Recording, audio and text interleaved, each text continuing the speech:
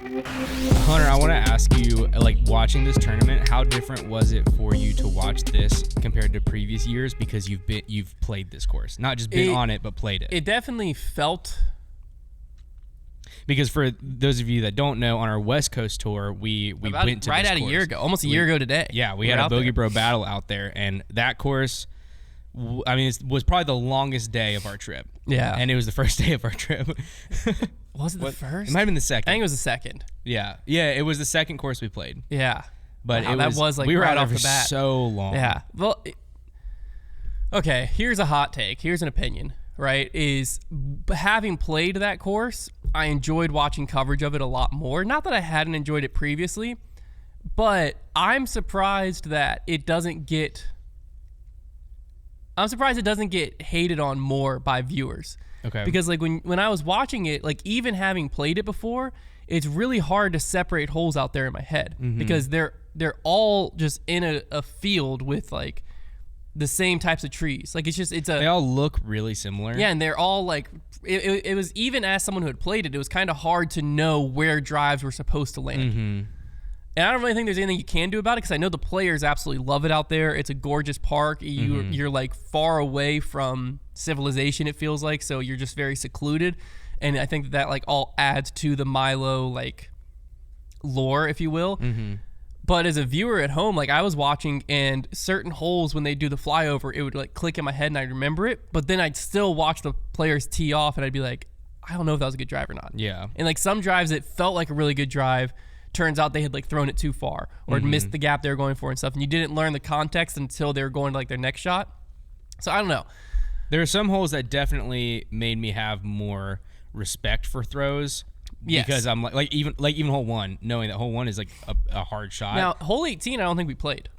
I couldn't remember it. I couldn't remember for the life of me. It's a different hole because remember, or was that 17? The genius hole where it's up. So that's 17 in the... They didn't do it, did they? Oh, no, they did, but which he told us this when we were there, they, for the tournament, put it on that island green. That's right. Which makes it... Because basically where they were throwing their approach shots is where the green was for us. Okay.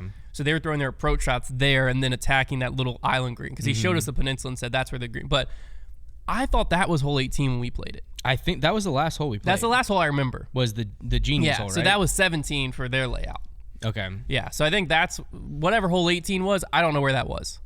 But we played 95% of that layout, I feel like. And it definitely helped add context. Well, when we were out there, they purposefully took us on the hardest layout they had. Yeah. Because they wanted us to play like the hardest layout. And it was, it was grueling. Yeah. So I don't know if it made me enjoy the tournament more or less. Because like part of it was like I just have memories of that day because of how long we were out there. Yeah. And when you don't have the distance or the knowledge of the course that the pros do, I was just throwing the same shot over and over and over, and it got very repetitive for me. And so I think that it made the tournament coverage feel very repetitive for me. But I don't know if that's what it felt like to everyone at home. So if you haven't played the course and you're watching it, comment down below and let me know. Did it feel very repetitive to you, or is that just because I had played it and it felt repetitive to me when I played it? Yeah. Maybe. I don't know. But what the course does accomplish is plenty of stroke separation, a very exciting weekend of golf that's not just like it really jumbled both fields together and had a lot of people in contention, which is exactly what you want, and it did it in a way that is fair and difficult. So it accomplished pretty much everything you would ever want a Pro Tour course to accomplish. So if it accomplishes all of those things and the only qualm against it is sometimes it's just hard to know where a shot landed and it was good or not, I feel like that's an okay substitute. Because on MPO, as we switch over to there, I mean, even when you look at the final leaderboard, you like the top 12, which actually is the top 15, are all within 6 strokes of the lead. But at one point there was like 7 people tied for the lead in the final round, I think. Like it was a jumbled mess. Like you did not know until like hole 16-ish. I think it had basically turned into a 4-horse race because you had Luke Humphreys, Ezra Robinson, Gannon Buhr, and Ricky were like the ones that like could win. And then after hole 17, Ricky had already played hole 18. It turned into just Gannon or Ezra Robinson. Like it was just a 2-horse race at that point. But like it was thrilling till the end. So that was very electric. But Gannon Buhr was able to take down his 3rd Pro Tour of the year, back-to-back wins for him. This now makes him, in my opinion, I think in everyone's opinion, the best player in the world. I don't really think he can dispute that. He now has as many wins as AB, with a much higher average finishing place, and has more wins than Calvin. Which Calvin had a fine weekend out there because I think he's one of the other guys you could throw into the conversation. He finished 4th, but AB came in 62nd, making this back-to-back weekends where he's been nowhere to be found. So he's went 44th, if I'm not mistaken, and then 62nd here. So Gannon has kind of separated himself. They'd been lumped in together, and what was funny is earlier in the season, it almost felt like Gannon was the one that was like, shouldn't really be lumped in with AB. But then as the season's progressed, AB's inconsistencies have started to show again, and Gannon is just still Gannon. Yeah. And he's like, I'm not going anywhere. Because let me actually look at Gannon's season. I don't know if he's finished outside the top 10, it's maybe once. Yeah, he has one outside the top 10 finish at 13th at OTB. Everything else has been inside the top 10, with a majority of them being inside the top 5. Yeah. And now 3 Pro Tour wins, 2 of those being Elite Plus events at Waco and at Portland. Crazy season so far. So Gannon Buhr, definitely the front runner for Player of the Year. It's going to take, if Calvin won again, then we would have 3 players all with 3 wins, which is crazy.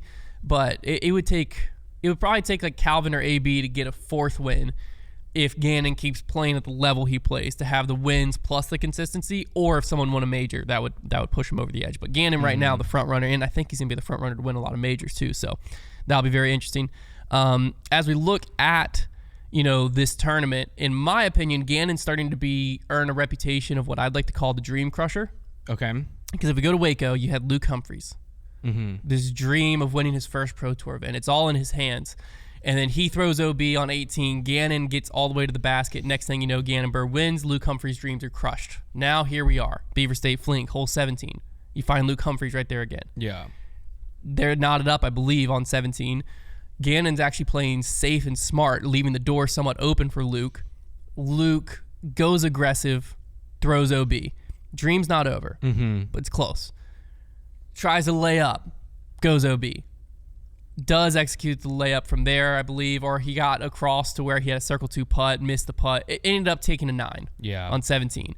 Dream crushed, but you still had Ezra Robinson in it. And Ezra Robinson also hasn't won a Pro Tour yet.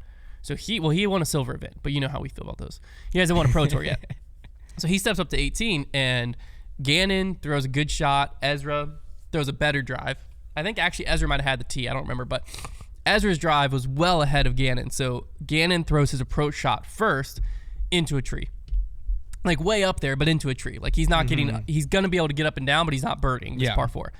Ezra steps up and crushes his drive around the back and has like a 50-footer wide open. Gannon gets in there, actually throws a pretty miraculous shot to even get up and down from that spot to save his par.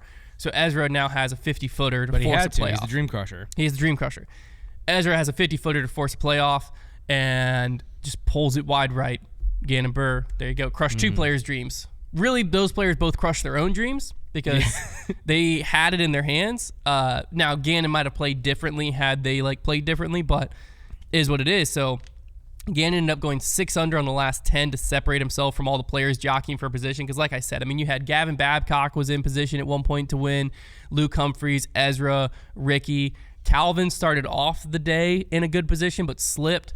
Gavin Rathbun was throwing himself in the mix there. I'm sure I'm missing players, but there was all kinds of players all in the mix. Matt Bell was randomly up there kind of all weekend long. But Gannon really at the final stretch slowly separated himself, and it wasn't that he fully separated himself until 17 and then 18, like I just mentioned. If you look at his stats, he only led the field in scramble rate, but he was just all around solid. Like there wasn't one category you can point to and be like, oh, wow, there's the hole in Gannon's game. It's really good this was a X, Y, or Z course because he wasn't doing this well. It's like he did everything good, just none of it. Like he only led the field in scramble rate. So like only one thing that he do better than everyone else. But even that, he was a 3-way tie. Yeah. But he just was all around good. And I think that speaks to Gannon's game a lot of like why he is going to be good at every weekend is a lot of times you can see, and that's kind of what it takes to win on the Pro Tour nowadays. But sometimes like these course specialists, you can see like, oh, this player was able to win because they putted 55% circle 2 and 100% C1X. Like that's what separated them. Or, oh, this player hit 95% of fairways. That's what separated them.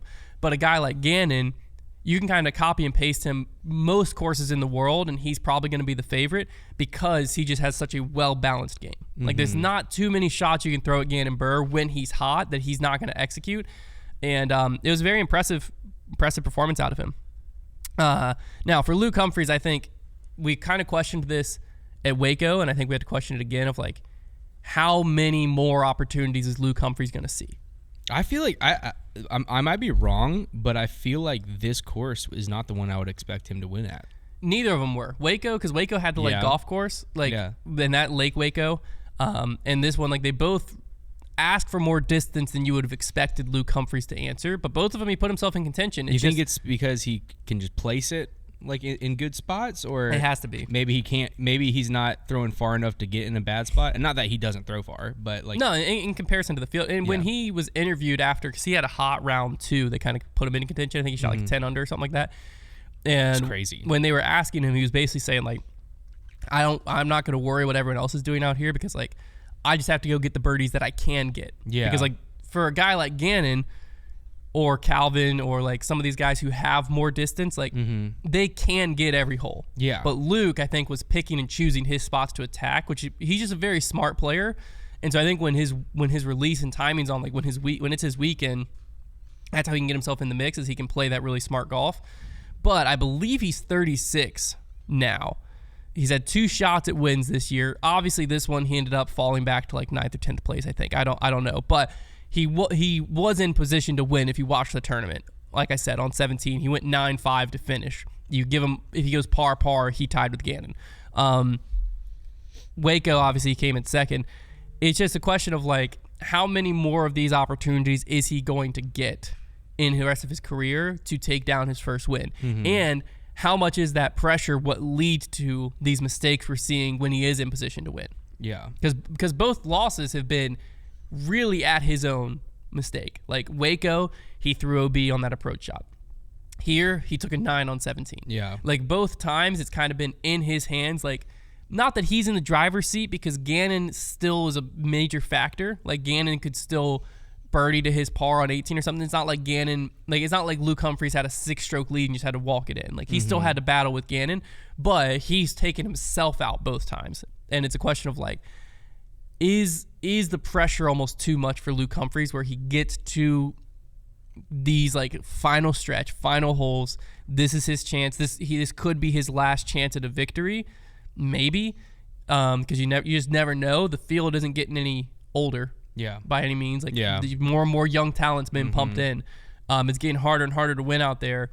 I wonder if that is part of what's leading to maybe like his really aggressive play on like 17.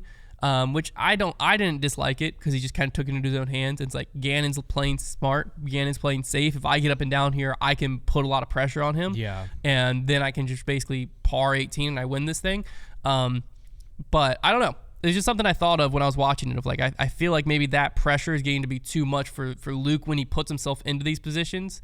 That's why we see him like consistent all weekend. And then crack at the last second when it's like, this is your time to like pull ahead and do it, and then he cracks. Yeah, that makes sense. Now, Ezra Robinson is on the flip side of that, because I think he's the younger of the Robinson brothers. Yeah, if I'm not mistaken.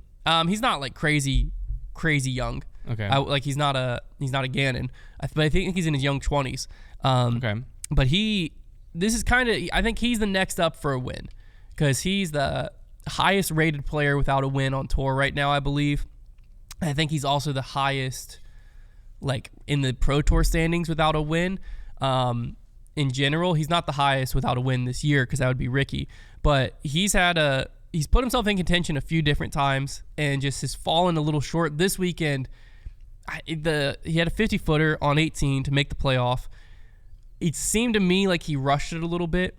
I think he kind of is just a fast player, so he might have just been like sticking to his guns, sticking to his game, but like this is the moment of your career, and he took less than 10 seconds to step up to the putt and throw the 50-footer, and it was good height and everything. He just pulled it right.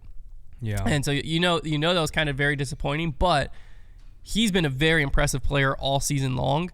And I wouldn't have predicted it. I don't think anyone would have, that he's the better of the Robinson brothers this season after his brother went Worlds and Champions Cup last year. That's crazy. You know, everyone was thinking Isaac Robinson might be one of the best players in the world coming into this season, and he's not even the best Robinson brother this season. Kind of wild. But Ezra Robinson's, I think he's 7th in the Pro Tour standings. He's in the top 10. He's in a very good position. He's playing very solid all year long.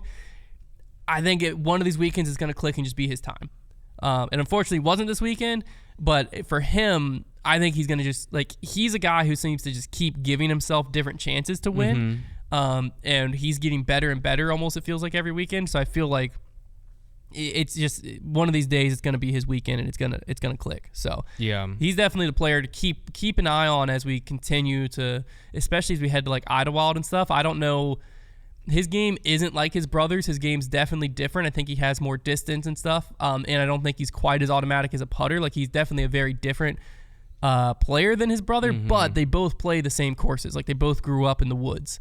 So I think you still are going to like him when you get to Idlewilds and stuff like that. So watching them looks very different. They're drastically different players. He's a lot less like robotic, I would say. But I really enjoy watching him though. Yeah, no, I like him a lot. So